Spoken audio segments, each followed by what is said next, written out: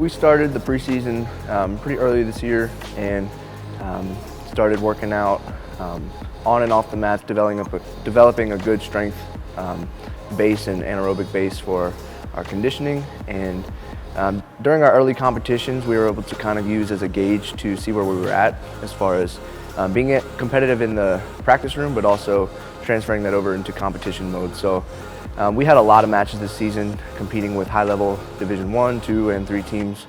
And so it was good to match up our skills against their skills. And I think it paid off really well wrestling against some harder competition earlier in the year, so that by the time we came around to the conference and national tournament, we had already faced guys at a very high caliber, making it a little bit easier of an adjustment and something that we were used to seeing a high level of competition moving into the national tournament. It was a fun year. Obviously, I'm a senior. I'm graduating, getting out of here.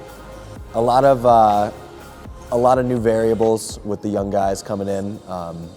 As far as I can remember, I think this year we had the most, freshmen coming in and contributing on dual meets, whether that be, Aiden, Ja, Carter.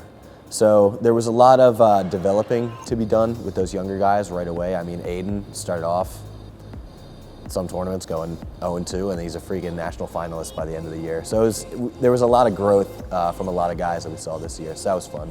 By the end of the year, our guys were peaking when they should be peaking, and they performed up above their seeds actually at the national tournament. So all in all, I think we had a real good year. Even though we took second, I think we're still looked at as a powerhouse with multiple guys in the finals each year, multiple guys placing high each year, and also just competitive all around. We dealt with some adversity. We lost a couple of our starters going into the national tournament. Those points, lacking those points this year hurt us. But I honestly think that, like I said before, our guys wrestled above their seeds, and that's a good showing. That's a good showing. If there's anything during my time here that I am most proud of, it is the culture that we've built. What we do on the mat, that's why we're here. But for a lot of guys, the culture is why they stay.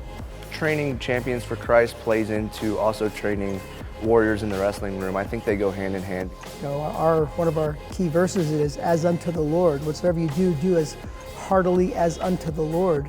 And so, that kind of, it's more than a motto. I don't want to just say it's a motto, but it's really a way of life.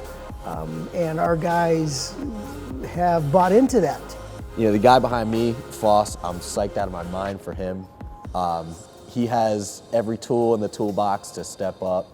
And it was that way for every one of us. And we have guys who have been taking their licks in the practice room, but it doesn't speak to the quality of them as a wrestler. It speaks to the quality of our room as a unit.